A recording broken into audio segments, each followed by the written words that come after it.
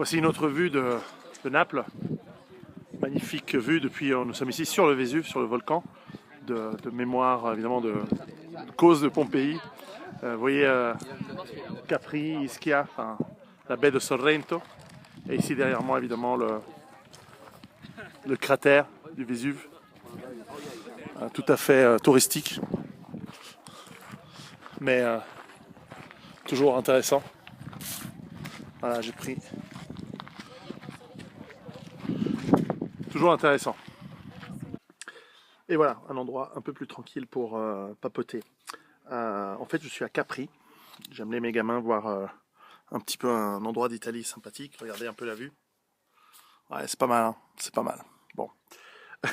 En fait, petit topo très rapide, c'est que vous savez, dans mes livres, on n'a pas tellement parlé des catastrophes naturelles. Donc évidemment, hier, visitant avec la famille Pompéi, et en grimpant sur le volcan, le Vésuve, évidemment, je me suis dit, ah bah ce serait intéressant de faire un petit rappel. C'est qu'en fait, je parle dans mes bouquins de ce qui me semble être de ce qui arrive, c'est-à-dire ce que j'appelle un effondrement économique, qui est une convergence de facteurs pour l'essentiel humains, c'est-à-dire dette, économie qui bouffe les ressources naturelles de plus en plus vite, dépendance de la croissance, dépendance de matières premières, d'énergie, incapacité à gérer des systèmes de plus en plus complexes et fragiles, et donc qui va nous amener tôt ou tard, enfin de toute façon à mon avis c'est déjà commencé, à un effondrement assez violent, et avec toutes ces conséquences de l'économie et donc des systèmes sociaux, etc.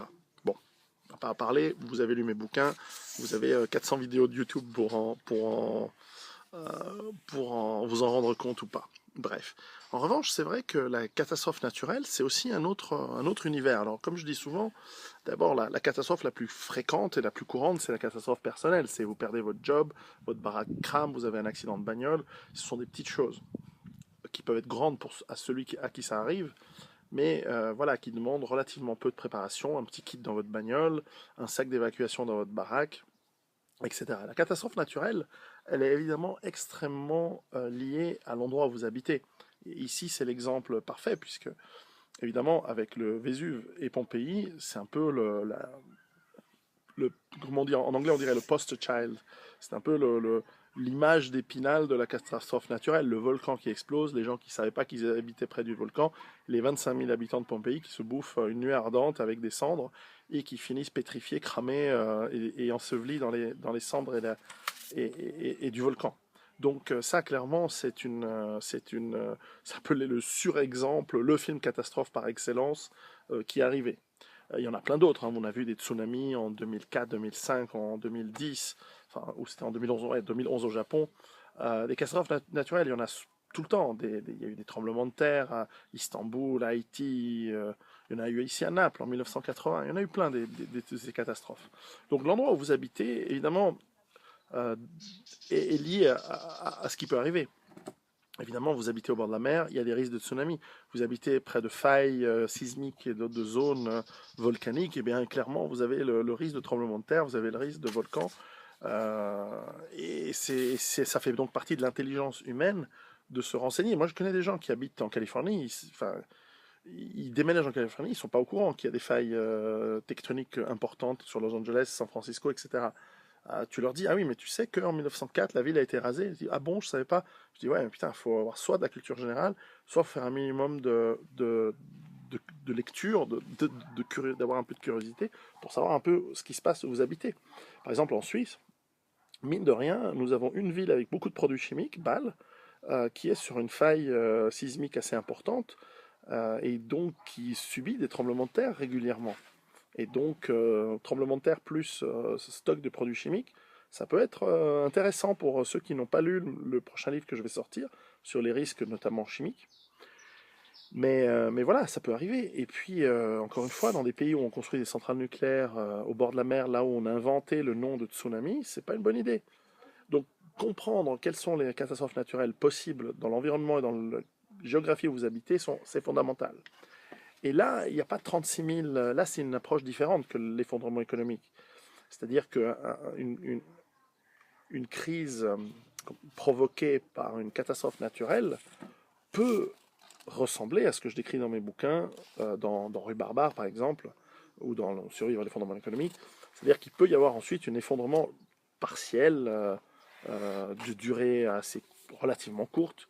On a vu Katrina aux États-Unis, où pendant des mois, l'économie s'est arrêtée dans une ville. Donc, dans ce genre de scénario, on peut imaginer que, oui, avoir les préparatifs tels qu'ils sont décrits dans Rue Barbare ou dans les autres livres que l'on a écrits, vaut la peine, c'est-à-dire avoir un peu de stock, au cas où la catastrophe détruit les sources d'approvisionnement et détruit ce qui permet le bon fonctionnement d'une économie extrêmement complexe et connectée. Mais ça peut aussi vouloir dire d'avoir, et ça c'est exactement la même chose que l'on décrit par exemple dans Rue Barbare, d'avoir un bug-out bag, c'est-à-dire un sac d'évacuation qui va vous permettre, en cas de... Voilà, il y a un tremblement de terre, la maison s'effondre, vous avez juste le temps de prendre votre sac et sortir. Ben, dans votre sac, il y a un peu de liquide, il y a des couvertures, il y a de l'eau, il y a un petit peu de nourriture, il y a un peu d'argent pour vous en sortir 72 heures, 48 heures, peu importe, le temps que les secours arrivent, parce qu'on est dans un scénario où il n'y a pas un effondrement global de la société, c'est simplement une catastrophe relativement locale et relativement courte dans le temps. Mais être prêt, ça vous permet de ne pas être dépendant des secours, parce que si les secours n'arrivent pas parce qu'ils ont trop à faire, ou parce que ben voilà, ils sont coupés géographiquement de là où vous êtes, qu'est-ce que vous faites? Et ben voilà, donc vous êtes toujours responsable de vous-même, de votre famille, et donc si chacun se prépare, c'est ça en moins aux organisations de secours que vous payez de vos impôts, c'est toujours ça en moins qu'ils ont à faire.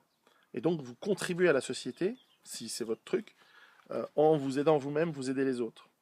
Et en plus, littéralement, c'est vrai que si votre voisin, il a réussi à s'échapper de la maison qui s'est effondrée à cause du tremblement de terre et qu'il a rien, si vous avez un sac avec un peu de bouffe, bah, vous pouvez lui filer un peu de bouffe. Alors, je vous dis pas que vous allez vous cuisiner un excellent spaghetti à la carbonara, mais peut-être que vous avez des barres chocolatées, peut-être que vous avez des barres énergétiques, vous avez de l'eau, et donc vous l'aidez, et comme vous l'aidez, eh ben, il va pas faire des conneries. Il va pas aller fracasser un autre pour lui piquer ses trucs. Et voilà, donc tout ça c'est lié. Et ce sont des choses qui sont possibles. Alors, dans le monde francophone, j'ai parlé de Bâle, bien qu'il y ait d'autres potentiels tremblements de terre, il y a des glissements de terrain en Suisse, par exemple. En France, ben, vous n'êtes jamais à l'abri d'inondations. D'ailleurs, on voit à quel point vous avez été, vous et votre gouvernement corrompu que vous avez en France, vous a autorisé à construire des baraques dans des zones inondables un peu partout. Donc, vous êtes un peu au niveau du gouvernement, vous avez à peu près l'éthique du Burundi, hein, on va dire, et probablement je suis salaud pour le Burundi, mais vous êtes tout à fait capable de vous organiser pour construire des maisons dangereuses, et souvent ils les vendent à des gens qui ne sont pas au courant. Donc si vous faites partie des gens qui ne sont pas au courant qui vivent dans une zone inondable, moi j'en connais à Oléron, à La Rochelle, dans cette région où il y a eu des problèmes, donc préparez-vous. Sac d'évacuation, de quoi avoir des stocks en cas de pépin, et surtout renseignez-vous sur la région dans laquelle vous habitez, et donc quelles sont les mesures à prendre. Donc ça évidemment je ne vais pas faire la liste, elles sont dans mes livres, elles sont sur mon site pierrot.com, et vous trouverez de quoi démarrer une réflexion. Après je ne peux pas faire tout pour vous, c'est à vous de réfléchir en fonction de votre famille, de vos moyens, de lieu où vous habitez, ce qui est possible de faire. Voilà, donc moi je retourne à l'Italie, à la très très belle Italie, et à très très bientôt.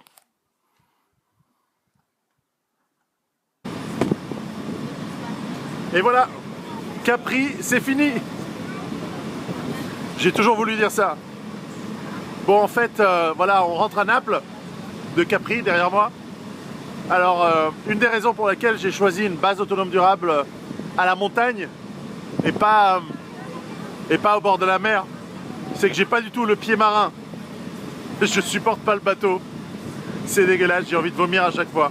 Chaque fois que je suis allé à la pêche, ou que je dois faire des croisières, ou des transbordements comme ça d'une île à l'autre, j'ai une super envie de vomir. Donc survivre au bateau, pas pour moi. Je laisse ça aux marins qui habitent près de la mer. Allez, salut!